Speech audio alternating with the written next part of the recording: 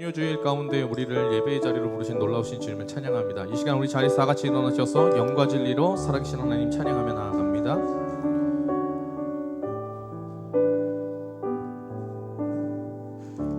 주를 위한 이곳에 예배하는 자들 중에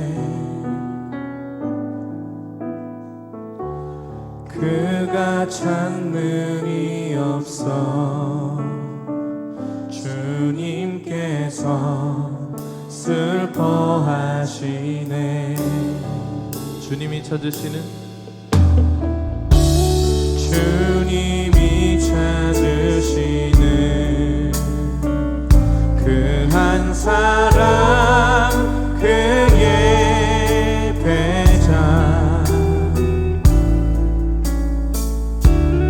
내가 그 사람 되니 간절히 주께 예배하네. 아멘. 주 은혜로 이곳에 서 있네. 주 임재에 엎드려 절하네. 그 어느 것도 난 필요 없네.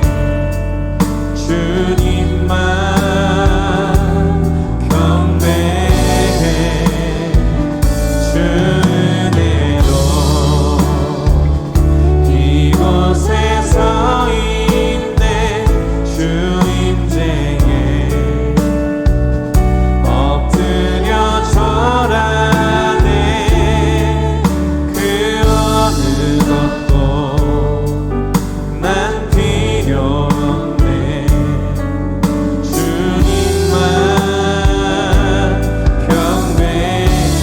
이곳에 서 있네.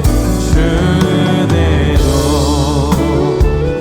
이곳에 서 있네. 주 임재에 엎드려 절하네. 그 어느 것도 난 필요 없네. 주님만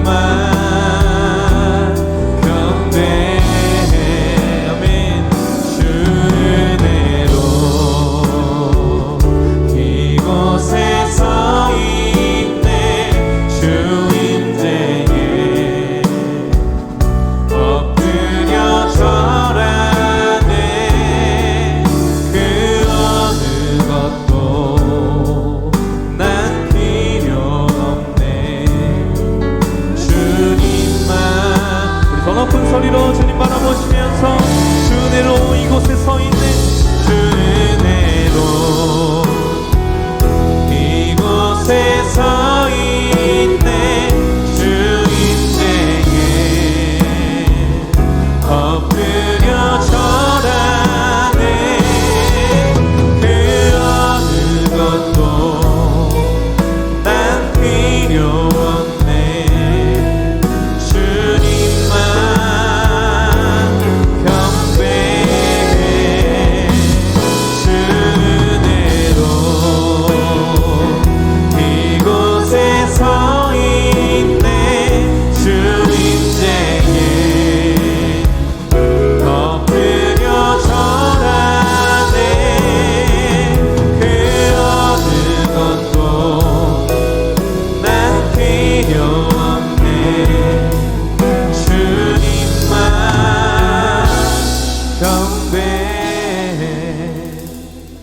호산나. 다윗의 주님 그 놀라운 은혜로 우리 가운데 구원자로 오신 메시아이신 예수 그리스도 생명이신 주님의 이름을 찬양합니다. 오늘 이 주일 거룩한 날 우리를 불러주신 주님, 우리가 모든 마음의 중심을 다해서 지금 예배할 때에 우리의 이 깊은 찬양의 고백 받아 주시옵소서. 우리를 위해 십자가의 그 고난을 지시고 우리를 위해 그 놀라운 생명을 주신 예수 그리스도 우리 주님을 그 이름을 찬양하며 나아갑니다. 오늘 우리 예배를 받아 주시옵소서. 감사드리며 예수님의 이름으로 기도합니다. 아멘. 할렐루야. 우리에게 생명이 되신 하나님께 우리 영광의 박수로 찬양하며 나아갑니다. 할렐루야. 우리 이 시간 박수로 찬양하시면서 우리 가운데 높임 받으시게 합당하신 주님을 찬양하며 나아갑니다. 할렐루야. 찬양 중에 눈을 들어보니 찬양 중에 눈을 들어주는 아멘 주를 보내 소망 중에 마음 다해 주마 나 바라네 주님을 볼 때 주님을 볼 때 나에게 힘주시네 주님만의 모든 두려움 사라져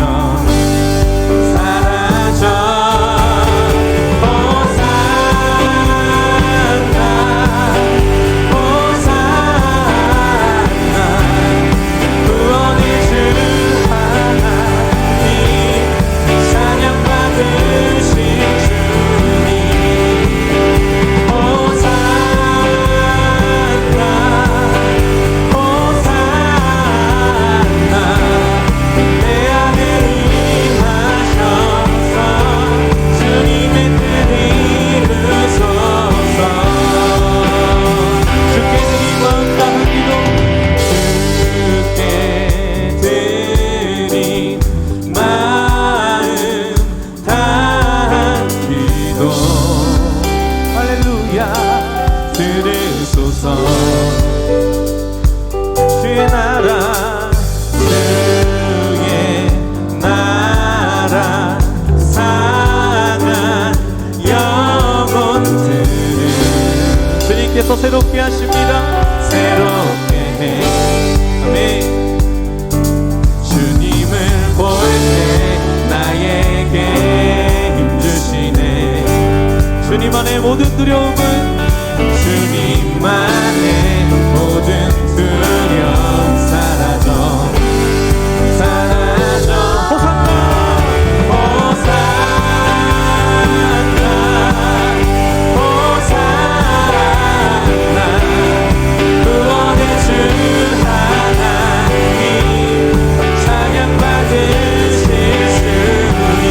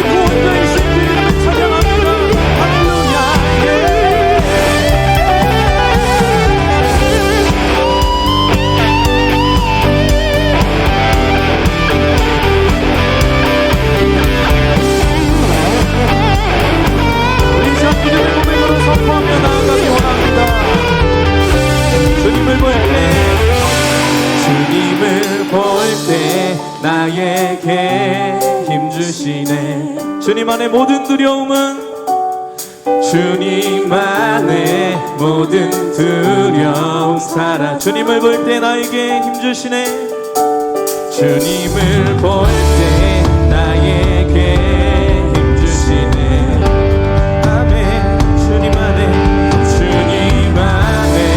모든 아멘 사라집니다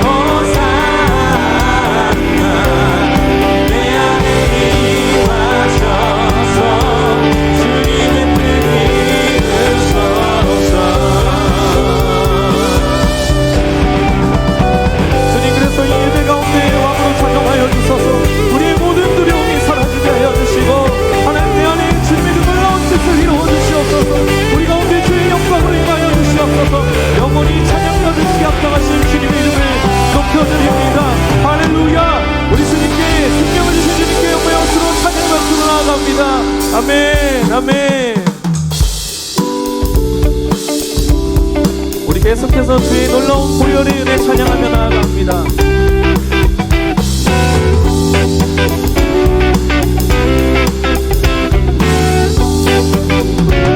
죄에서 자유를 얻게 함은 죄에서 자유를 얻게 함은 보혈의 능력 주의 보혈 시험을 이기는 승리되니 참 놀라운 능력이로다.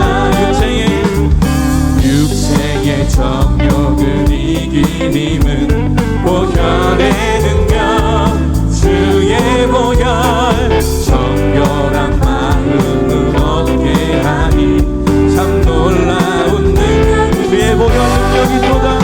주의 보혈 능력이 또다. 주의 피 믿으로 주의 보혈 그 어린 양의 매우 귀중한 피로다. 아멘. 눈보다 더 희게 밝히는 것,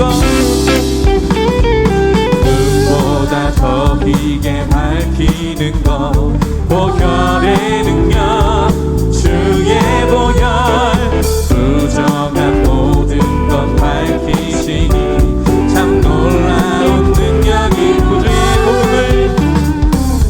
구주의 복음을 전할 때고 보혈의 능력 주의 보혈 날마다 나에게 찬송 주니 참 놀라운 능력이로다. 주의 보혈 능력이 또다. 주의 피 믿으로 주의 보혈 그 어린 양의 매우 귀중한 피 주의 보혈 능력이 또다. 주의 보혈 능력이 또다. 주의 피 믿으로 주의 보혈 그 어린 양의 매우 귀중한 피로다. 할렐루야. 주님, 오늘 주의 그 거룩한 보혈로 우리를 씻어주시옵소서. 우리를 정결케 하여 주시옵소서. 우리 가운데 생명 주신 주님 바라보며 우리가 나아갑니다. 할렐루야. 주의 보혈 능력이 또다. 주의 보혈 능력이 또다.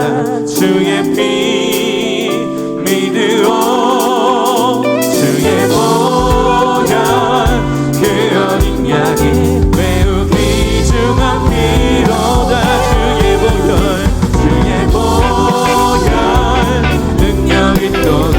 주의 피 믿으오 주의 보혈 그 어린 양의 매우 주의 보혈 능력이 또다. 할렐루야. 주의 보혈 능력이 또다.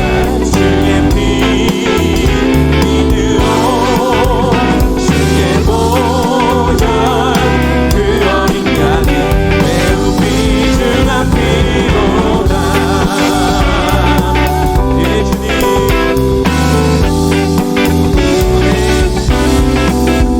할렐루야. 예수 그리스도의 놀라운 보혈의 은혜를 찬양합니다. 할렐루야. 주의 보혈 능력이 또다. 주의 피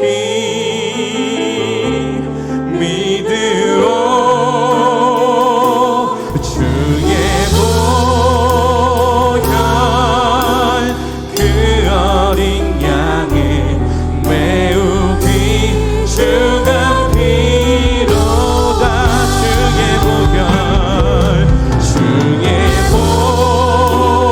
보혈 능력이 또다. 주의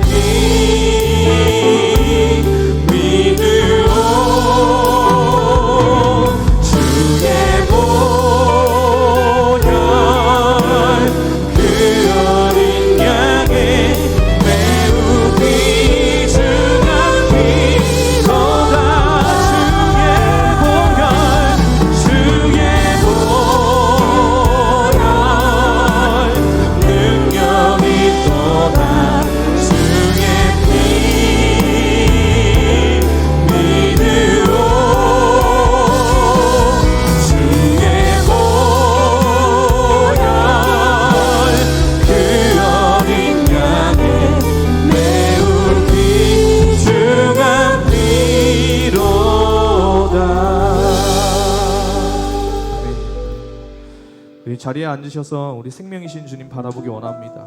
우리의 의로움이나 우리의 어떠함이 아닌 예수 그리스도의 그 십자가의 보혈 의지함으로 하나님의 그 임재하심 가운데 그 보좌 가운데 우리가 나아가기 원합니다.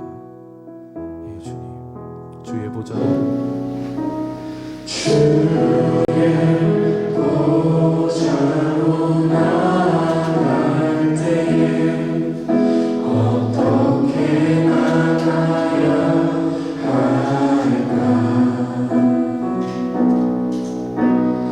나를 구원한 주의 십자가 그것을 믿으며 가네. 주의 보좌로 나아갈 때에 주의 보좌로 나아갈 때에 나 여전히 부족하나. 나를 품으신 주의 그 사랑 그것을 믿으며 가네. 자격 없는 내 힘이 아니 오직 예수님의 보혈로 자격 없는 내 힘이 아니 오직 예수님의 보혈로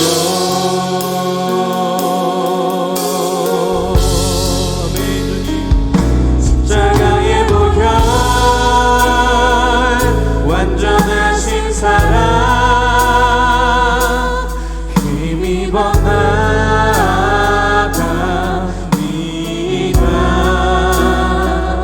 십자가의 보혈 완전하신 사랑 힘입어 예배합니다.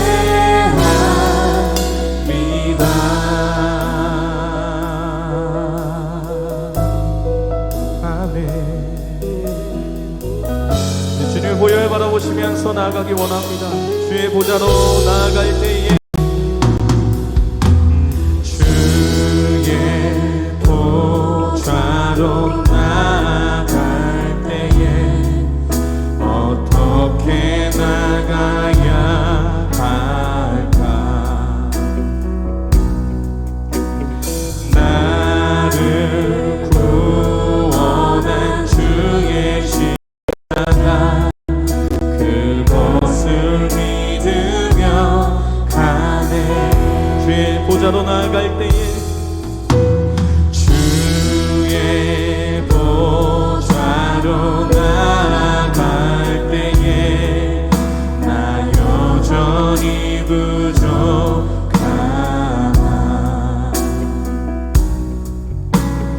나를 품으신 주의 그 사랑 그것을 믿으며 가네.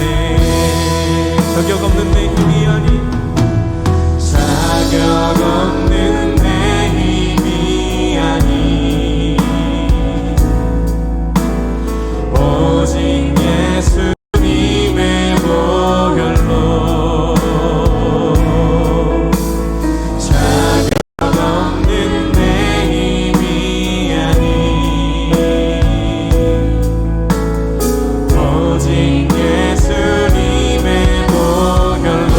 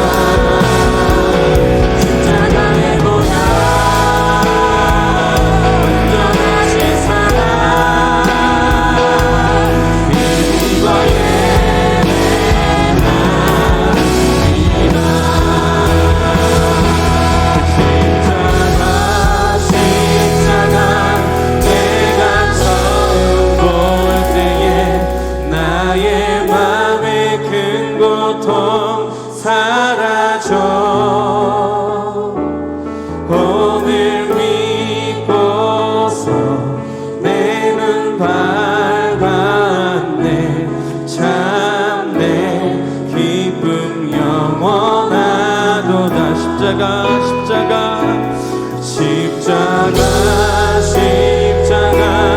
내가 처음 볼 때에 나의 맘의 큰 고통 사라져 오늘 이곳서 내 눈 바라네 참내 기쁨이여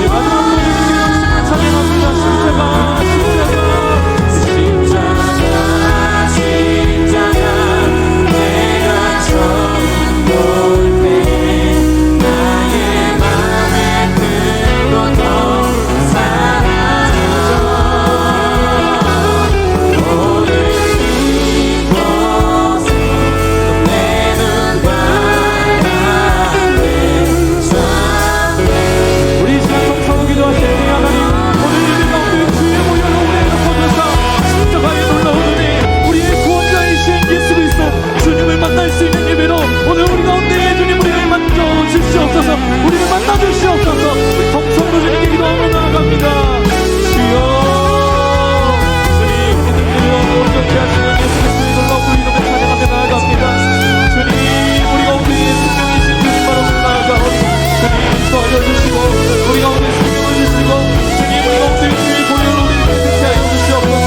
주의 보혈 이그 능력을 찬양하며 나아가오니 주의 십자가로 오늘 영원히 지금의 십자가 붙을 수 있도록 인도하여 주시고 주님을 새롭게 하여 주시옵소서.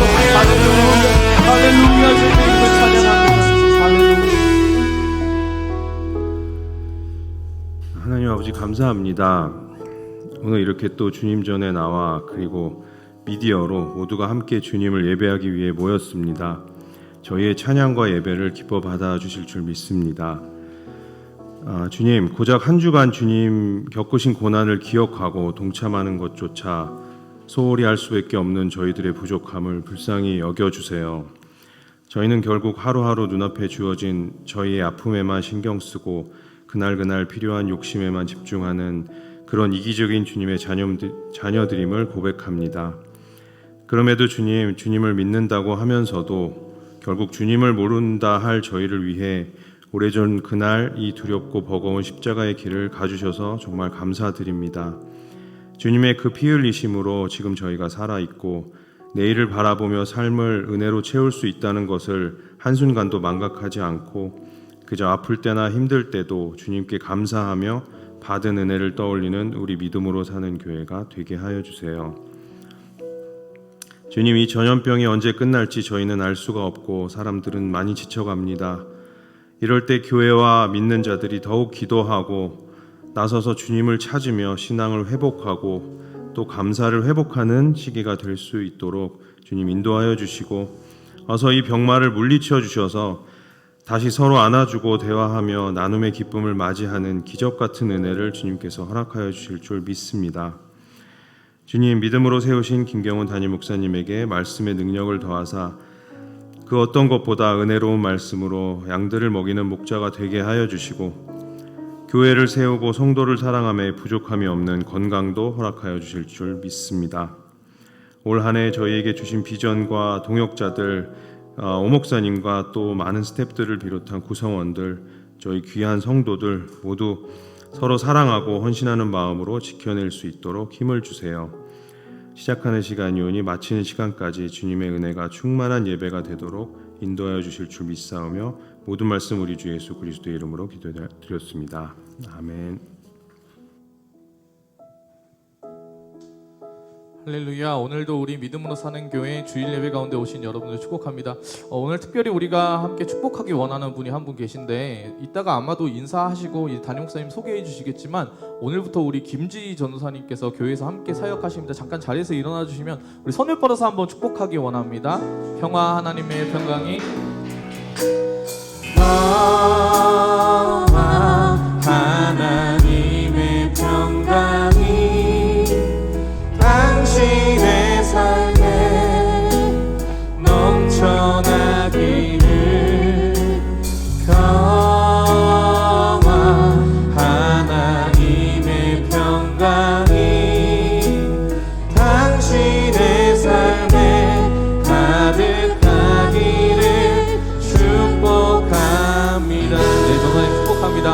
시간 좌우에 계신 분들 바라보면서 다시 한번 고백하기 원합니다. 평화 하나님의 평화 하나님의 평강이 당신의 삶에 넘쳐나기를. 평화 하나님의 평강이 당신의 삶에 가득하기를 축복합니다. 네, 우리 서로를 향한 축복의 박수로 환영하기 원합니다. 사랑합니다. 축복합니다. 잘 오셨습니다. 오늘 하나님께서 우리에게 주신 말씀 함께 나누기 원합니다.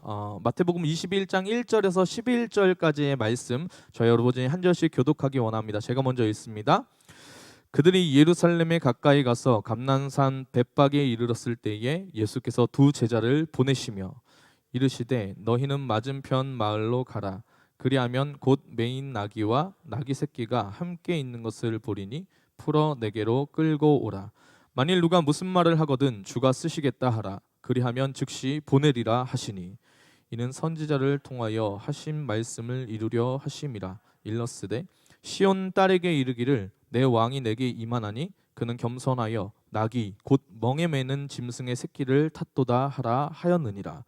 제자들이 가서 예수께서 명하신 대로 하여 나귀와 나귀 새끼를 끌고 와서 자기들의 겉옷을 그 위에 얹음에 예수께서 그 위에 타시니 무리의 대다수는 그들의 겉옷을 길에 펴고 다른 이들은 나뭇가지를 베어 길에 펴고 앞에서 가고 뒤에서 따르는 무리가 소리 높여 이르되 호산나 다윗의 자손이여 찬송하리로다. 주의 이름으로 오시는 이여 가장 높은 곳에서 호산나 하더라. 예수께서 예루살렘에 들어가시니 온 성이 소동하여 이르되 이는 누구냐 하거늘 함께 있습니다. 무리가 이르되 갈릴리 나사렛에서 나온 선지자 예수라 하니라. 아멘.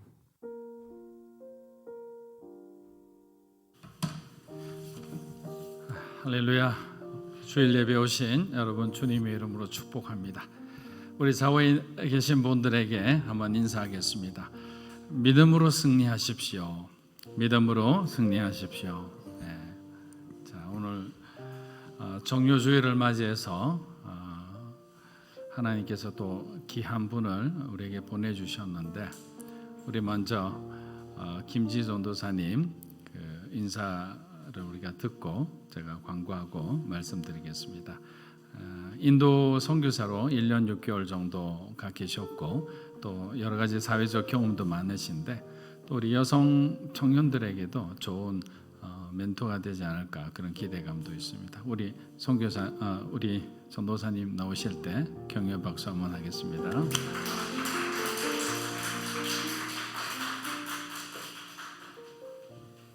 네, 안녕하세요. 네, 믿음으로 사는 교회 새로 부임한 김지희 전도사라고 합니다.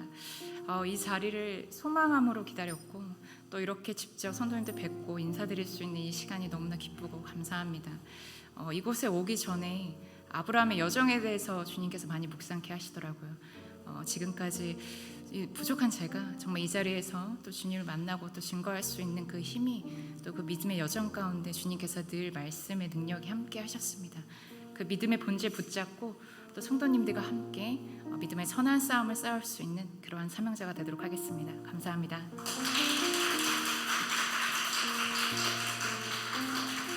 인사는 짧았지만 여러분들이 개인적으로 교제하면서 좋은 시간이 되기를 바랍니다.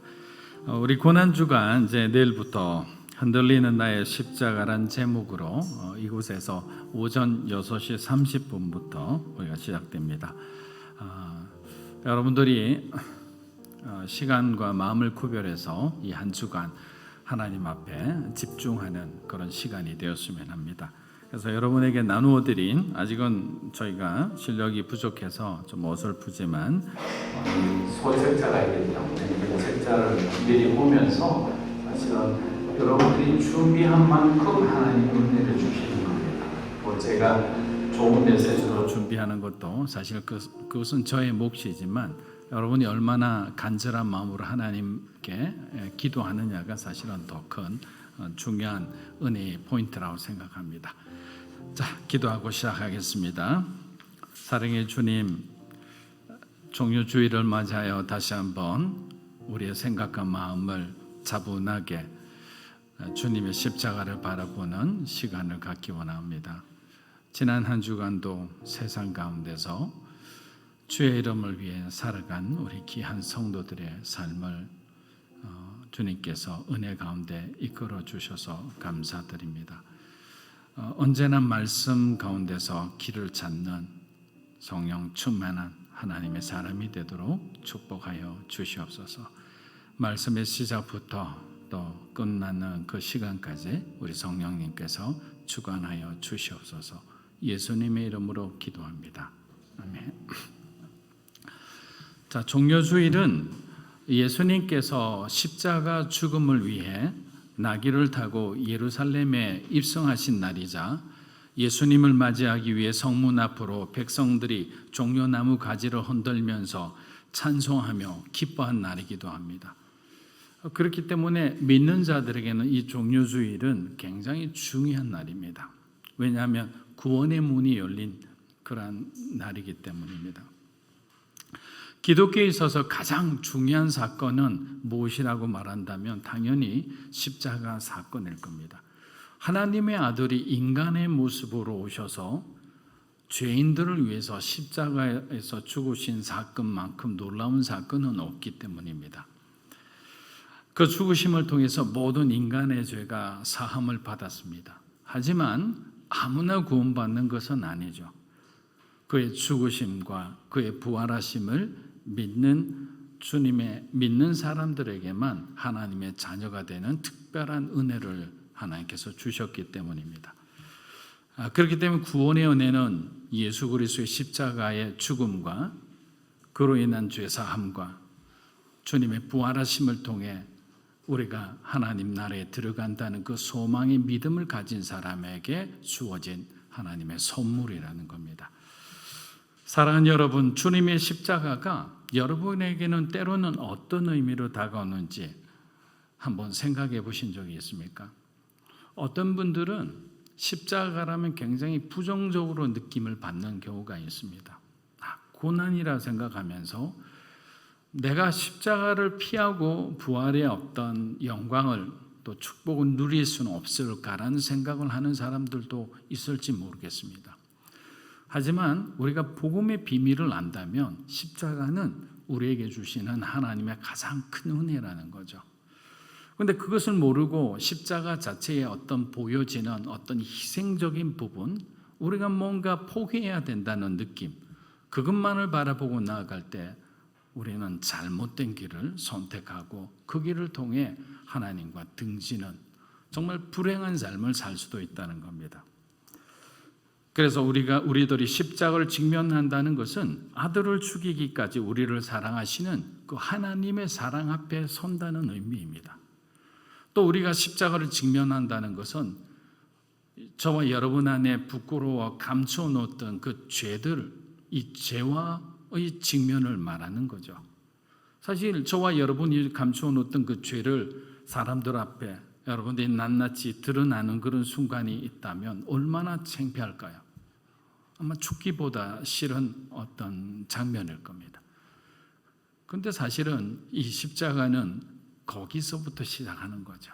저와 여러분의 가장 약한 모습이 드러날 때 우리는 하나님의 은혜를 필요로 하는 죄인들이라는 겁니다. 만약에 그런 시간이 없다면 스스로 여러분이 하나님 앞에 죄를 고백하는 사람이 있을까요? 아마 거의 없을 겁니다. 고난이 오니까, 고통이 찾아오니까, 여러분의 마음대로 인생이 잘 흘러가지 않으니까, 때로는 사방에 우겨삼을 당해서 여러분 스스로가 하나님을 바라보지도 못할 정도로 완전히 영적으로 가라앉아 있을 때 우리는 드디어 그때 비로소 주님의 이름을 부르기 시작하는 겁니다. 종려주일은 바로 그 구원의 이름을 부를 수 있는 그런 기회를 우리에게 주신 날이기도 합니다. 여러분, 호산나라고 언제 부르겠습니까? 주님이 오셨기 때문에 부를 수 있는 겁니다. 창조 시대로 우리가 그슬로 올라가 보면 하나님께서는 인간에게 무엇을 주셨습니까? 자유의지를 주셨죠. 신학적으로 논란이 있을 수 있으니까 제가 깊이 들어가지는 않겠습니다. 하지만 자유의지는 우리가 죄를 짓는 하나의 통로로 되었다는 사실이죠. 만약에 자유의지를 주지 않고 완전하게 하나님께서 통치하는 인간들을 만들었다면 사람이 죄를 지을 어떤 염려는 없었겠죠. 근데 하나님은 하나님의 가장 사랑하는 존재를 그렇게 만들기 싫었죠. 그래서 우리들에게 스스로 하나님을 찬양하고 스스로 그 진리를 찾아서 살아가는 그러한 믿음의 삶을 허락하셨는데 인간은 스스로 잘못된 길을 선택하기 시작했습니다. 아담과 하와는 하나님께서 하나님의 권위로 세우신 그 금단의 영역인 이 선악과를 먹어서는 안 되었습니다. 그런데 사단은 어떻게 보면 가장 안전했던 그 신앙의 공간이었던 그 에덴에서 그 사람을 죄로 물들게 했던 겁니다. 그것은 인간이 완전한 존재가 아니라 매우 순수하고 선한 존재였지만 언제나 죄의 가능성을 가지고 있었다는 겁니다. 그래서 하나님은 인간을 창조하셨을 때 인간이 타락할 수 있는 가능성을 전제하고 있었기 때문에 우리가 창조의 시대를 보면 영혼의 어떤 한 지점에서 또 영혼의 한 지점, 시작점과 끝점을 하나님께서 만들어 놓고 이 세상을 창조하셨다는 걸 알 수가 있습니다. 이렇듯 우리는 하나님을 제대로 알지 못하면 항상 우리가 만든 우리의 지식의 공간에 갇혀서 전혀 하나님과 다른 삶을 살 수가 있다는 겁니다. 세상적으로 똑똑한 사람들이 결국에는 그 지식의 어떤 마지막 단계에 이르면 자신들이 할 수 없다는 것을 고백하게 되는 거예요. 그래서 그 사람들이 고백하는 것은 뭔가 초월적인 아주 대단한 설계자가 있다라는 표현으로 자신들의 어떤 실수와 실패를 이렇게 피하려고 하는 거죠. 이론적으로 가봐도 한계가 있고 아무리 어떻게 가정을 해봐도 한계가 있고 자신들이 노력을 해가 기술을 개발해도 진리의 마지막 포인트까지는 갈 수 없다는 것을 깨닫게 되는 겁니다. 사랑하는 여러분, 종교주의는 그리스도인들이 결국에 자기 자신의 연약함과 죄를 돌아보면서 하나님의 사랑과 예수님의 희생과 구원의 은혜에 감사하는 시간인 겁니다. 믿음으로 사는 교회는 내일부터 시작되는 이 고난 주간을 통해서 이번엔 좀 다른 의미로 저는 이 시간을 보내고자 합니다. 여러분들이 매일 하는 그 큐티는 큐티대로 하셨으면 좋겠습니다. 하지만 이번 주간에는 우리 안에 정말로 흔들리는 하나님께서 영광의 십자가를 주셨음에도 불구하고 그것을 붙들지 못하고 내가 왜 흔들리는지에 대한 그 실제적인 부분을 우리가 함께 찾아보는 시간을 갖고자 합니다. 우리의 마음속에 있는 연약함을 인정하고 하나님 주시는 귀한 은혜를 우리가 얻는 그런 축복의 시간이 되기를 주의 이름으로 축원합니다. 오늘 마태복음 21장 말씀을 통해 종료주일을 맞이하는 저와 여러분들이 함께 해야 될 우리가 확인해야 할 중요한 세 가지 메시지가 있습니다. 우리 마태복음 21장 1절에서 3절입니다. 그들이 예루살렘에 가까이 가서 감난산 벳박에 이르렀을 때 예수께서 두 제자를 보내시며 이르시되 너희는 맞은편 마을로 가라. 함께 있는 것을 보리니 풀어 내게로 끌고 오라. 만일 누가 무슨 말을 하거든 주가 쓰시겠다 하라. 그리하면 즉시 보내리라. 자, 종료주일에 우리가 놓쳐서는 안 되는 첫 번째 메시지는 순종입니다. 2절에 나오는 예수님께서 말씀하시는 이 맞은편 마을은 베다니를 의미합니다. 자, 베다니에는 예수님이 가장 사랑하는 가족이 살고 있습니다. 갈릴리 사역을 마치고 예루살렘으로 가시는데 항상 들렀던 곳이 베다니였습니다. 그래서 저는 성경 안에서 정말 제가 부러워하는 여러 가지 인물 중에서 이 나사로 남매를 굉장히 개인적으로 참 부러웠던 적이 있습니다. 나사로와 마리아와 마르다는 예수님이 정말 사랑하고 소중하게 여겼던 사람들입니다. 그들은 넉넉한 가정은 아니었지만 예수님을 모시기를 원했고 그리고 오실 때마다 정성을 다해 주님을 섬겼습니다. 그러던 어느 날 예수님께서 마지막으로 예루살렘에 입성하시기 바로 열흘 전입니다. 근데 이 날짜가 중요한 거예요. 바로 입성하기 열흘 전에 나사로가 갑자기 병에 걸려 죽었습니다. 예수님은 슬퍼하는 자들의 눈물을 보시고도 하루를 지체해서 나사로가 죽은 지 나흘이 되던 그날에 찾아오셔서 그를 다시 살려주십니다. 어떻게 보면 나사로의 죽음과 부활은 앞으로 일어날 예수님의 죽음과 부활을 마치 예표하는 듯이 보입니다. 우리 스가랴 9장 9절을 읽어보겠습니다. 시온에 따라 크게 기뻐할지어다. 예루살렘에 따라 즐거이 부를지어다. 보라, 내 왕이 내게 임하시니 그는 공의로우시며 구원을 베푸시며 겸손하여서 나귀를 타시나니 나귀의 작은 것 곧 나귀 새끼니라. 자, 예루살렘 주변에서 예수님이 이제 모든 사역을 다 마치십니다. 그리고 제자들과 함께 이스라엘의 왕으로, 시온의 왕으로 어린 나귀를 타고 예루살렘에 입성하시는 겁니다. 근데 사실 인간적으로 생각해 보면 수많은 기적과 표적을 행하신 그것도 다른 사람이 아닌 하나님의 아들이 적어도 헤롯이 타는 왕의 그 마차보다 훨씬 좋은 것을 타고 들어가셔야 되는데 예수님은 그렇지 않았어요. 가장 연약하고 어린 나귀 새끼를 타고 들어오신 것이죠. 이는 성경이 그대로 예언한 대로입니다. 그럼 우리는 여기서 무엇을 느낄 수 있을까요? 예수님의 삶은 자신을 내세우지 않고 끝까지 하나님이 하신 말씀대로 순종하는 삶을 살았다는 거예요. 우리는 때로는 순종을 잘 하다가도 끝판에 이 마음이 살짝 뒤틀릴 때가 있습니다. 열심히 묵묵히 잘하다가도 갑자기 누군가 자기를 인정해 주지 않으면 마음이 서운할 때가 있는 거예요. 그러면 원래 자기 페이스를 잃어버릴 때가 있습니다. 균형을 잃어버리면 기울어진 운동장에서 똑바로 서서 목표대로 걸어갈 수 있는 사람이 과연 몇이나 있겠습니까? 자, 예수님을 여러분들이 대단하다고 보시면 안 돼요. 왜냐하면 예수님은 완전한 인간으로 오신 분이에요. 그분 안에 신성은 있었지만 그 신성은 예수님의 사역에 아무런 도움을 주지 않았어요. 단지 성령 하나님께서 그분에게 함께 하셨을 때 성령님의 능력이 그분을 통해 나간 것뿐이죠.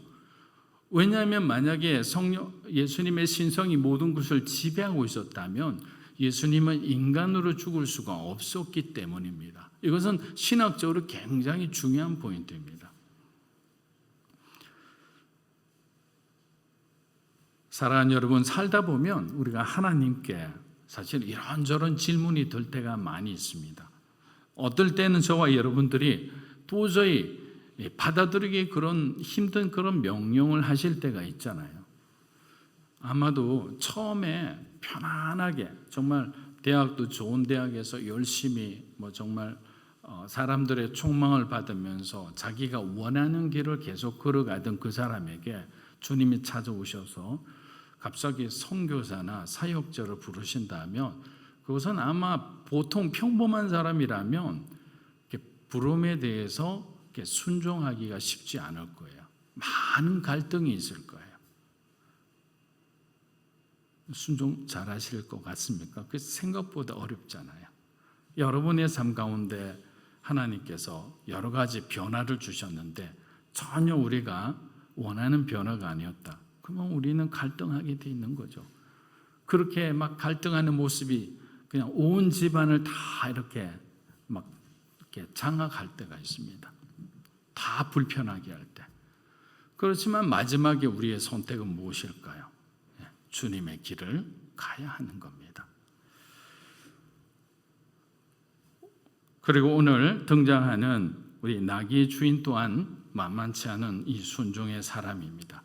자, 주가 쓰시겠다는 말 한마디에 그는 자신의 이익을 구하지 않고 즉각적으로 순종한 무명의 그리스도인이었습니다. 사실 나귀 주인은 우리들이 생각하는 이상의 대가를 지불했습니다. 왜냐하면 만약에 예수님이 잘못되시면 이 나귀 주인의 운명은 어떻게 될까요? 아주 비열한 유대 종교 지도자들과 난폭한 로마 군인들은 예수님을 역적으로 죽이는 동시에 그를 도왔던 모든 사람을 색출하지 않을까요? 그럼 당연히 피해를 입을 수 있습니다. 그런데도 그는 주저하지 않고 자기가 어떠한 불이익을 당한다 하더라도 자신의 소중한 모든 것을 예수님을 위해 드린 순종의 사람이었습니다. 여러분, 저는 이 베다니 사람이, 이 나귀 주인이 열흘 전 마을 친구인 나사로의 죽음과 부활을 현장에서 목격한 사람이라고 저는 생각하고 싶습니다. 여러분, 왜냐하면 살아계신 하나님의 은혜를 체험한 사람은 죽음을 두려워하지 않아요. 자신이 설사 핍박 가운데 죽더라도 나사로를 살려주신 예수님이 자신도 살려주시리라고 믿지 않겠습니까? 우리에게 그런 어떤 성령 체험이 있다면, 또 하나님을 진하게 경험하는 그 찐 경험이 있다면, 그 경험은 결국 우리로 하여금 우리가 평소 감당하지 못한 일들을 감당할 수 있는 하나님의 그 절대 믿음을 주시는 거예요.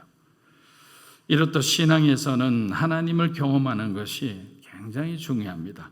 여러분에게도 이 나귀 주인과 같은 하나님을, 살아계신 하나님을 만나는 은혜의 체험이 있기를 주님의 이름으로 축복합니다. 마태복음 21장 6절에서 7절 한번 읽어보겠습니다. 제자들이 가서 예수님께서 명하신 대로 하여 나귀와 나귀 새끼를 그 위에 얹음에 예수께서 그 위에 타시니. 자, 두 번째 우리에게 주시는 메시지는 헌신입니다. 첫 번째 메시지는 뭐였죠? 순종이었습니다. 예수님은 자신을 적대하는 무리들이 가득한 예루살렘 성으로 조금도 주저하지 않고 들어가셨습니다. 자, 군중들이 환호하는데도 그 환호는 믿지 않으셨어요. 그들의 환호가 분노가 되는데 채 일주일이 걸리지 않는 것을 이미 예수님은 다 알고 계셨던 거예요. 그래서 예수님은 사역 초기부터 결코 사람을 의지하지 않으셨습니다. 우리 요한복음 2장 23절에서 25절 한번 보겠습니다. 6월절에 예수께서 예루살렘에 계시니 많은 사람이 그의 행하시는 표적을 보고 그의 이름을 믿었으나 예수는 그의 몸을 그들에게 의탁하지 아니하셨습니다. 이는 친히 모든 사람을 아시며 또 사람에 대하여 누구의 증언도 받으실 필요가 없었으니 이는 그가 친히 사람의 속에 있는 것을 아셨음이니라. 자, 예수님은 오직 하나님 한 분만을 바라보고 적들이 가득한 예루살렘 성 안으로 직접 들어가신 것입니다. 물론 예루살렘 안에는 예수님의 그 가르침의 경험을 가지고 배우고자 했던 그런 니고데모와 아리마대 요셉 같은 신실한 율법 학자들도 있었습니다. 또한 기적을 경험한 사람들도 있었으나 주님은 그들 안에 있는 그 인간의 죄성을 바라본 겁니다. 우리가 같이 사역을 해보고 여러분들이 어떤 사업을 하거나 직장에 있거나 그럼 좋은 동료들이 있고 또 그렇지 못한 여러분을 대적하는 사람들도 있지만 가장 저와 여러분의 마음을 아프게 할 때는 여러분에게 가장 정말 친근하게 여러분이 가장 신뢰했던 사람이 등을 돌릴 때이지 않습니까? 마치 배신감, 거절감 이런 감정을 느낄 때는 뭐 이루 말할 수 없는 아주 깊이 패이는 상처를 받게 되어 있거든요. 예수님은 지금 예수님께 환호하는 그 환호하는 사람의 모습을 보지 않았던 거예요. 어느 순간 어떤 이익이 갈리게 되자 또 이해관계가 달라지자 그들은 예수님을 향해 돌을 던지게 된 거죠. 사랑하는 여러분, 그렇기 때문에 우리가 어떤 어려움이 찾아왔을 때 여러분 목회자도 먼저 찾아오지 마세요. 여러분이 가장 친한 친구나 여러분에게 어떤 금전적으로나 재정적으로 도와줄 수 있는 사람도 먼저 찾아가지 마세요. 하나님을 먼저 찾아가시고 주님 앞에 무릎 꿇는 사람이 되기를 주의 이름으로 축복합니다. 우리의 신앙은 바로 거기서부터 시작되는 거예요. 그렇지 않으면 우리는 평생 상처받는 인생이 되는 거예요. 왜? 사람은 좋을 때는 정말 우리의 마음에 큰 위로가 됩니다. 그렇지 않을 때는 지금까지 우리가 얼마나 많은 경험을 해봤습니까? 여러분들도 가해자일 수도 있다는 것을 기억해야 되는 겁니다. 내가 받은 상처만 기억하는 것이 아니라 우리도 누군가에게는 정말 어떤 씻겨지지 않는, 아물지 않는 상처를 준 사람일 수도 있다는 겁니다. 그렇기 때문에 가해자나 피해자나 항상 누구를 보아야 되느냐? 예수 그리스도를 바라보고 사랑하는 겁니다. 그런 어떤 순종과 헌신의 삶을 하나님은 기뻐하시는 거죠. 자, 유대인들은 예수님께서 이렇게 움직이실 때 그 사람들은 유대인들이 먼저 나와 그 나귀 새끼 위에 무엇을 얹습니까? 겉옷을 올리잖아요. 자, 겉옷을 올린다는 것은 뭐냐면 자기 자신의 모든 것을 드린다라는 말입니다. 유대인에게 겉옷은 자기의 어떤 분신과도 같았습니다. 먼 여행길 숙소를 찾지 못했을 때, 길거리에서 노숙하게 될 때도 유대인은 그 겉옷을 이불처럼 이렇게 덮고 자신의 체온을 유지할 수 있었던 겁니다. 그리고 겉옷은 그들의 중요한 재산일 뿐만 아니라 사회적 지위를 나타내는 그런 중요한 표시이기도 했습니다. 그래서 이 겉옷의 끝에 4개의 부분에 그 술을 다는데 그 술의 모양에 따라서 이 사람이 어떤 지위에 있는지를 알게 되었던 겁니다. 예전에 엔게디 광야에서 다윗이 그 동굴 속으로 그 자기를 추적하다가 변이 마려와 동굴 속으로 온 그 사울의 어떤 술 한 부분을 뜯어내지 않습니까? 이것이 바로 중요한 어떤 그 왕이면 왕, 그리고 평범한 사람 평범한 사람의 지위를 보여주는 것이었습니다. 그러니까 자기 모든 걸 드렸다, 계산하지 않고 하나님이 메시아임을 아는 순간부터는 인생을 올인했다는 겁니다. 이처럼 종료주일과 고난주간은 우리들의 잃어버렸던 주님을 향한 순종과 이 헌신이 회복되는 시간입니다. 그래서 저는 종료주일 딱 생각하면 여러분이 고리타분하게 생각하지 않았으면 좋겠어요. 종료주일은 예수님이 우리의 죄를 사해 주시기 위해 예루살렘의 축으로 들어가는 시간인 동시에 저와 여러분에게 잃어버렸던 하나님을 향한 이 사랑이 회복이 되고 또 주님을 향한 순종이 회복이 되고 우리가 계산하고 살았던 그 헌신이 회복되는 그러한 시간이 되기를 주의 이름으로 축복합니다. 우리는 그것을 붙들고 우리 삶에 적용하고 살아야 되는 거죠. 종료주일이니까 종료주일 오는 그런 어떤 뭔가 거룩한 설교를 듣고 우리의 삶 가운데 어떤 그림 속에 마치 영화를 보듯이 우리가 설교를 듣거나 여러분이 말씀을 묵상하면 아무런 변화도 없다는 거죠. 진정한 변화는 그것을 여러분이 곱씹으면서 하나하나 추려서 여러분의 삶에 하나하나 실천해 나갈 때 그것이 열매를 맺는 순간에 여러분의 능력 있는 그리스도인이 되는 거예요. 세상이 정말 감당하지 못하는 사람들이 되는 거죠. 지나가다 눈에 띄는 정말 빛과 소금 같은 사람이 되는 거예요. 단순히 종료주일, 고난주간, 부활절, 추수감사절 이게 무엇이 중요합니까? 의미를 아는 것이 중요한 것이 아니라 의미를 아는 대로 우리가 그렇게 살아야 되지 않습니까? 그래서 고난주간 새벽기도는 실제 우리의 삶에 무엇이 부족한가, 무엇이 무너져 있는가, 우리 안에 있는 무너져 있는 부분을 바로 보고 우리가 하나님 앞에 간절히 기도하며 나아가기를 원하는 겁니다.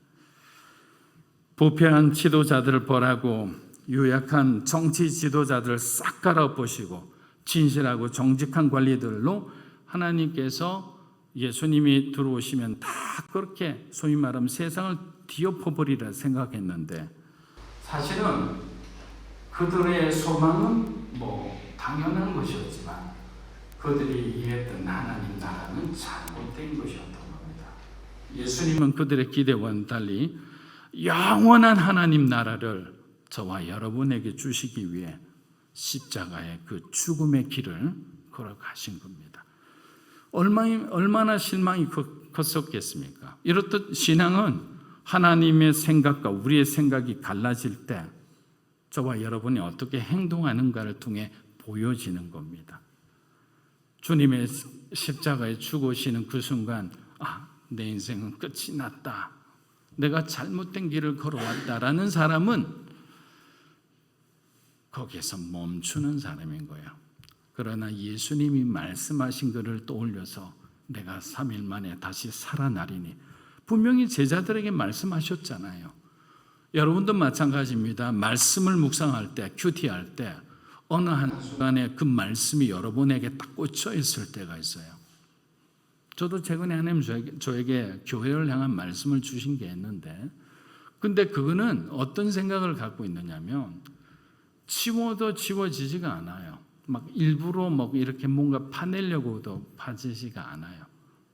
기도를 딱 하면 문이 열릴 땐 딱 문이 열려서 하나님이 어떤 새로운 일을 하는 것들을 보여주시는데, 문이 딱 닫히면 그 다음부터는 아무런 계시가 저한테 오지를 않아요. 그러니까 말씀이 그냥 더 이상 이렇게 저에게 주어지지가 않는 거예요. 여러분의 삶 가운데도 하나님이 닫은 문에 이렇게 닫아 놓은 곳에는 여러분들이 거기서 아무리 그곳에서 뭔가 여러분들이 얻고 싶은 것들이 있더라도 여러분이 멈추고 다른 곳을 향해 나아가야 되는 거예요. 구하라, 찾으라, 두드리라. 이 말씀은 뭐냐면 엉뚱한 곳에 가서 두드리지 말라는 거예요. 엉뚱한 곳에 가서 찾지 말라는 거예요. 그래서 우리에게는 무엇이 필요합니까? 기도하는 것이 필요하죠. 왜? 기도할 때 주님이 우리가 가야 할 길을 깨닫고 보여주시기 때문입니다. 자, 세 번째 주시는 메시지는 결단입니다. 결단. 자, 우리 마태복음 21장 8절에서 11절 한번 읽어보겠습니다. 무리의 대다수는 그들의 겉옷을 펴고 앞에서 가고 뒤에서 따르는 무리가 소리 높여 이르되 호산나 다윗의 자손이여 찬송하리로다. 주의 이름으로 오시는 이여 가장 높은 곳에서 호산나 하더라. 온 성이 소동하여 이르되 이는 누구냐 하거늘 아멘. 자, 무교절과 유월절을 지키기 위해 성전으로 올라가는 엄청난 무리가 이미 예루살렘 밖에서 1마일에 걸쳐 거의 1.6km에 걸쳐 이게 줄지어 사람들이 이렇게 올라가고 있습니다. 요세푸스라는 그 유대 신학자에 의하면 그 유월절 같으면 적어도 100만 명에서 150만 명의 사람이 예루살렘 주변에 모여 있었다고 그렇게 이야기를 합니다. 그렇기 때문에 방이란 방은 다 이제 빈 방이 없죠. 어떤 탈 것이나 운송 수단도 없습니다. 그 정도로 완전히 그냥 인산인해를 이루는 그런 상황이고 대부분의 사람은 누숙을 했다고 합니다. 그렇게 사람들이 이렇게 가는데 예수님이 그 사이를 뚫고 노새를 어린 나귀를 타고 주변의 제자들이 좀 비키세요 하면서 가는데 어느 순간에 사람들이 나귀를 탄 분이 예수님이지를 깨닫는 거죠. 그랬더니 누가 먼저라 할 것 없이 여기서 놀라운 일이 일어나는 것이 제자들이 예수님이 가는 길을 자기들의 겉옷을 펴고 이렇게 깔아서 주님이 가는 길이 마치 왕의 양탄 길에 어떤 양탄처럼 깔았는데 예수님이라는 거 알고 은혜를 받았던 그 사람들이 자기들의 겉옷을 스스로 벗어서 주님의 가는 길을 깔기 시작했습니다. 또 어떤 사람은 옆에 있는 올리브 나무 가지와 무화과 나무 가지를 꺾어 와서 주님의 길에 앞에 가는 길을 깔아 놓습니다. 그리고 또 어떤 사람은 종려나무 가지를 꺾어 와서 사람들이 호산나 호산나 외치며 종려나무 가지를 흔들면서 예루살렘 왕으로 오시는 주님의 그 입성을 환영했던 겁니다. 사랑하는 여러분, 예수님의 예루살렘 입성 가운데 보여지는 나타나는 이 사람들의 찬양과 섬김은 100% 자발적인 섬김이었던 겁니다. 그러자 군중들은 호산나 다윗의 자손이라 외치며 메시아의 오심을 환영했죠. 자, 이런 장면을 우리가 바라보면서 은혜라는 것은 정말 어떤 억지로 하는 것이 아니라 감동받으면 스스로 하게 되는구나. 여러분 자녀들도 공부하라 그렇게 우리 얘기를 해도 절대로 공부 안 하다가 자기가 어디서 은혜를 받았는지 스스로 공부하는 그런 놀라운 기적을 경험할 때가 있잖아요. 어떤 세상에도 자기 자신이 하고 싶으면 이렇게 자기 자발적으로 하는데, 하나님의 은혜를 받은 사람이 은혜 받고 가만히 있는 것이, 이건 바른 것이 아니겠죠. 사랑하는 여러분, 예수님이 우리가 누구냐라는 질문을 받을 때가 있잖아요. 근데 이 질문은 기독교 신학의 가장 핵심적인 질문입니다. 자, 설명을 해드리겠습니다. 우리는 우리의 삶을 통해 예수 믿지 않는 사람들에게 만일 당신이 믿는 예수님이 어떤 사람인지 질문을 하게끔 하게 된다면 저와 여러분은 성령 충만한 사람입니다. 왜냐하면 이러한 사람은 예수님을 생각나게 하는 사람이잖아요. 그 사람의 삶 속에서 예수님의 향기가 느껴지는 거죠. 그 사람의 말 속에서 믿음의 언어가 이렇게 들려지는 거예요. 같은 일을 보는데도 부정적으로 생각하는 사람이 있고, 자기 의를 드러내는 사람이 있고, 아니면 불신앙의 말을 통해서 스스로 그 길을 이탈하는 사람들도 있잖아요. 그런데 그렇지 않아요. 진정한 그리스도인은, 참된 믿음의 사람은 우리의 말과 행동을 통해 우리 예수님을 생각나게 하는 거죠. 그래서 그 사람들로 하여금 구원의 길을 열어주는 사람이잖아요. 여러분이 열심히 어떤 사회나 공동체에서 열심히 사역하는 그 모습을 보고 감동을 받은 사람이 우리 자매님, 형제님에게 와서 저도 교회 가고 싶습니다 라고 말하는 것처럼 위대한 사건은 없잖아요. 죽어가는 영혼이 우리들의 말과 행동과 모습을 통해서 예수님을 생각나게 되었다면 그것처럼 올바른 신앙인의 자세가 없을 거예요. 그런데 우리의 현 세상의 삶 가운데 이 모든 성도들이 서로 모르잖아요. 여러분의 세상의 삶 가운데서 정말 변화를 일으킨 삶을 살아가는 사람이 과연 몇일까라는 질문을 하고 있는 겁니다. 종료주일 제자들과 군중들이 한마음이 되어서 예수님을 메시아로 왕으로 받아들인 이 거룩한 퍼포먼스는 결국 우리들에게 거룩한 결단을 요구하는 거예요. 무슨 뜻입니까? 예수님과 제자들의 모습을 통해서 지나갔던 예수님을 잘 모르던 사람도 그들의 인생을 주님을 위해 깔아놓기 시작했다는 거예요. 주님을 위해 헌신하기 시작했다는 거예요. 주님을 위해 자신의 삶을 결단하기 시작했다는 겁니다.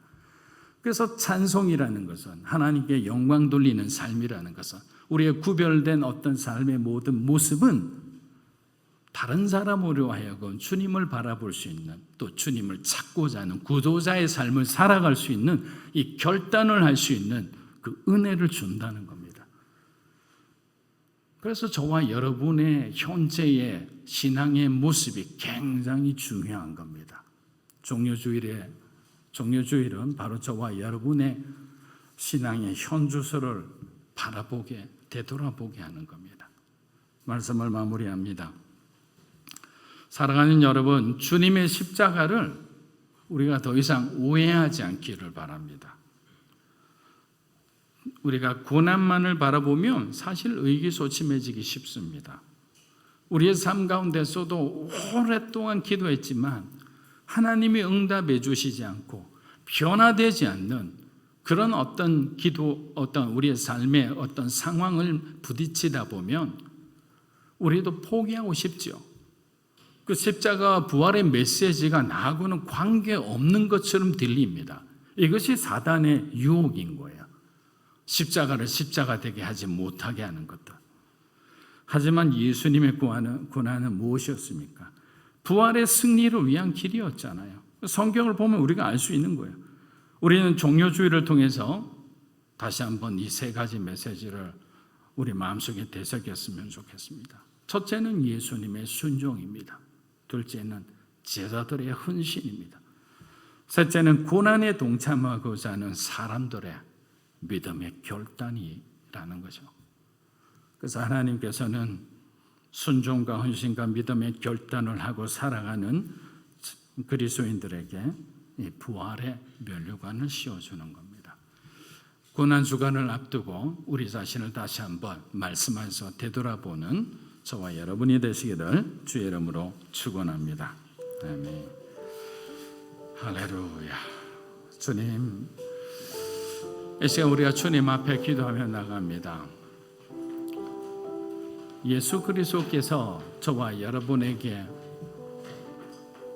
하나님의 아들이 십자가의 희생 제물로 오셨음을 기억하고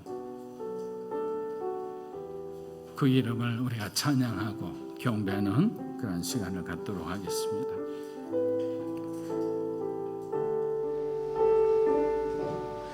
우리 보좌 앞에 모였네. 함께 주를 찬양하며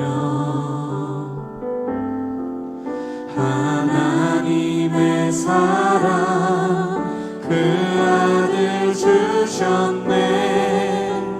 그의 피로 우린 구원받았네.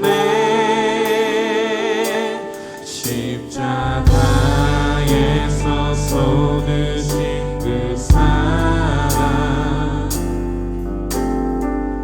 강같이 온 땅에 흘러 각 나라와 족속 백성 방언에서 구원받고 주 경배 드리네. 원하심이 구원하심이 보좌에 앉으신 우리 하나님과 어린 양께 있도다. 구원하심이 보좌에 앉으신 보좌 가운데 우리를 이끌어 주시기 원합니다. 주님의 은혜 가운데 우리를 불러주시고 구원하심이 한 번 더 찬양합니다. 구원하심이 보좌에 앉으신 우리 하나님 아버지, 할렐루야. 성령님 역사여 우리의 삶을 변화시켜 주시고 성령의 사람이 되기 원합니다. 성령의 사람이 되기 원합니다. 믿음의 사람이 되기 원합니다. 하나님 함께하여 주시기 원합니다. 이 시간 우리 하나님 앞에 기도하며 나갑니다. 하나님, 믿음의 사람이 되게 하여 주시기 원합니다. 하나님 앞에 순종의 사람이 되게 하여 주시기 원합니다. 이제 하나님, 우리의 정말 흔들리는 삶을 멈추고 주님을 위해 살아가는 헌신된 사람이 되게 하여 주시기 원합니다. 하나님 나라를 위해 결단하는 삶이 될 수 있도록 우리의 삶을 하나님 붙들어 주시고 새롭게 하여 주시옵소서. 우리 하나님 앞에 간절히 기도하며 나갑니다. 주여, 할렐루야.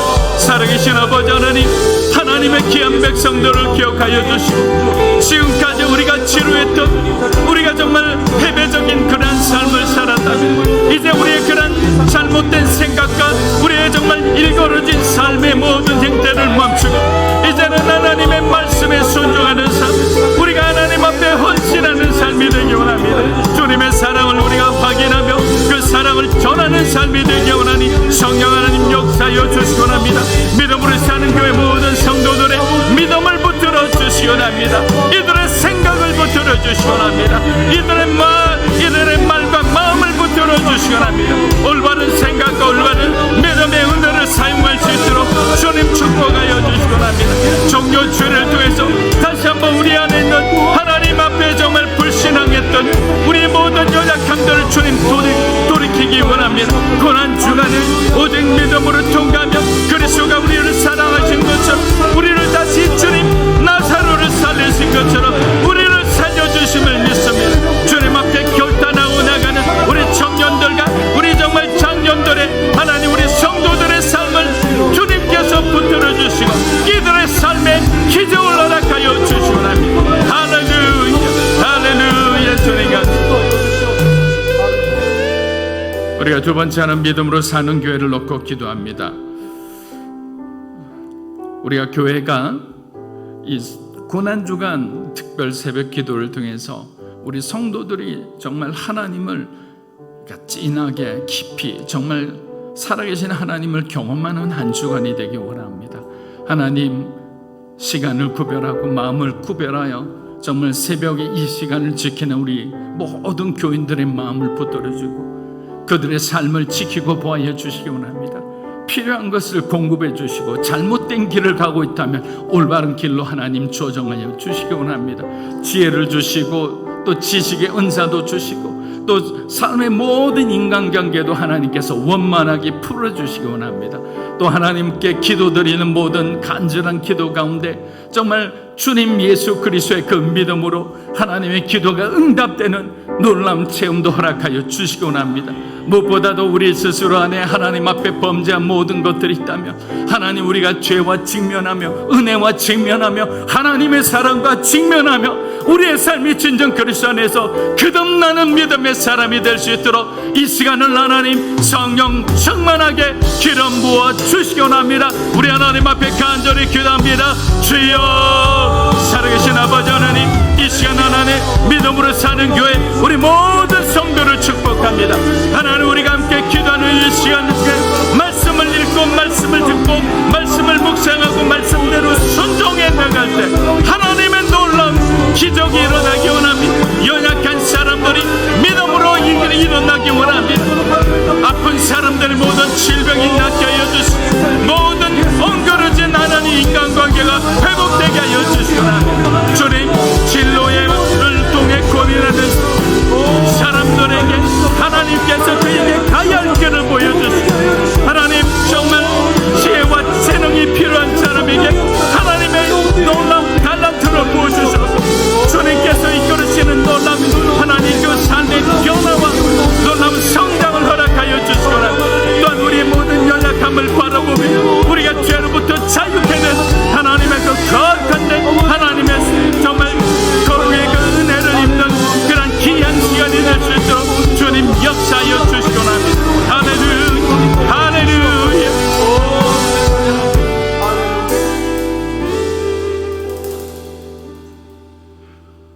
나라 민족을 위해서는 여러분 매일마다 기도하시길 바랍니다.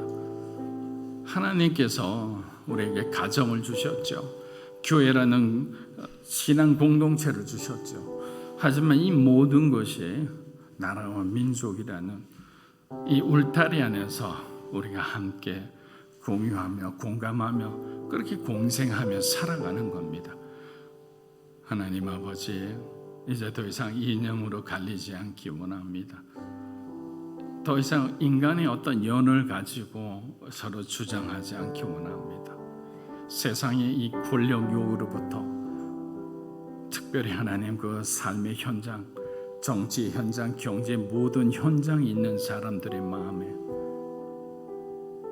크리스찬들이 먼저 자기 자신을 내려놓고 세상과 타협하지 않으며 정말 썩어지는 빛과 소금처럼 이 나라의 민족이 건강해지고 밝아지는 데 쓰임받게 축복하여 주시옵소서. 한국교회가 늘 우리가 겸손하게 우리 자신의 연약함을 내려놓고 우리 주님의 강함을 의지하며 살아가는 능력 있는 교회가 되기 원합니다. 세상을 변화시키는 교회가 되기 원합니다. 하나님의 놀라운 지혜와 능력을 입은 주님의 사랑을 베풀고 또 사랑을 나누는 교회가 되게 역사하여 주시옵소서. 예수님의 이름으로 기도합니다. 아멘. 자, 우리 일어나셔서 복원하도록 하겠습니다.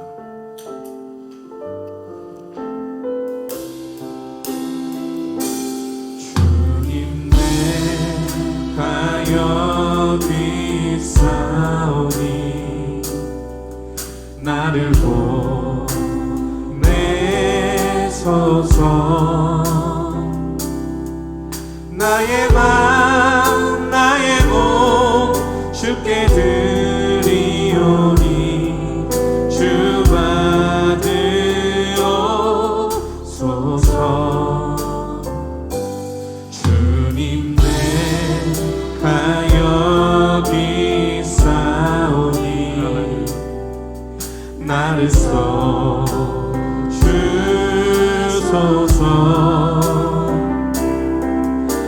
가진 것 모두 다 주께 드리오니 주 받으옵소서.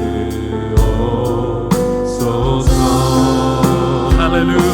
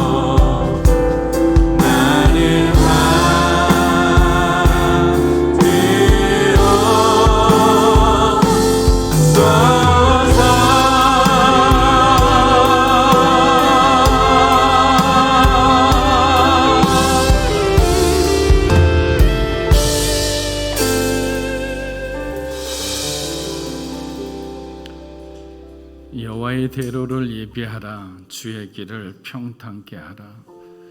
하나님, 우리 교회에게 주신 소명대로 사랑하는 우리 성도들에게 하나님의 은혜와 축복의 통로로 살아가게 역사하여 주시옵소서. 지난 한 주간 주님 주신 축복을 구별하여 하나님 앞에 드리는 이 손길을 기억하여 주시고 이들의 삶의 현장 또 가정과 자녀를 축복하여 주시옵소서. 이제는 우리 주 예수 그리스도의 은혜와 하나님 아버지의 크고 놀라우신 사랑과 성령님의 감화 감동 교통하심의 역사가 오늘 종려 주일을 맞이하여 우리 주님이 주시는 순종과 헌신과 결단의 이 귀한 메시지를 가슴에 품고 고난 주간을 오직 믿음으로 주님을 바라보며 통과하기를 원하는, 그리하여 부활의 그 영광을 누리며 나누는 삶을 살기 원하는 사랑하는 믿음으로 사는 교회 성도 한 분 한 분의 삶과 가정 위에, 영상으로 예배드리는 모든 믿음의 동역자들 위에, 이 나라의 민족과 한국과 일본 교회 위에 이제로부터 영원토록 함께 하시기를 간절히 축원하옵나이다. 아멘.